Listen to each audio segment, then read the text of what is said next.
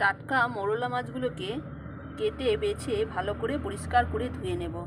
ধোয়া মোরলা মাছের মধ্যে নিয়েছি দুটো কাঁচা লঙ্কা, নুন, হলুদ, একটু আলু লম্বা লম্বা করে কেটে নিয়েছি, আর দিয়েছি পেঁয়াজ কুচি।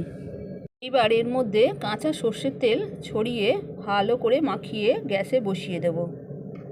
একটু লঙ্কা গুঁড়ো দিয়ে দিলাম। এই রান্নাটা হতে হতে চট করে আর একটা রান্না মৌরলা মাছের রেডি করে ফেলবো। মৌরলা মাছগুলোর মধ্যে নিয়েছি নুন, হলুদ, পেঁয়াজ কুচি, রসুন কুচি, লঙ্কা কুচি। এইবার এই খই এর মধ্যে দিয়ে ভালো করে চটকে মেখে নেব। ময়দা দিয়ে ভালো করে মাখিয়ে বড়ার মতো বানাবো। এইবার এই রকম বড়ার মতো করে গরম তেলে এইবার ভেজে নেব। এই খই দিয়ে চুনো মাছের বড়া দারুণ খেতে, দারুণ।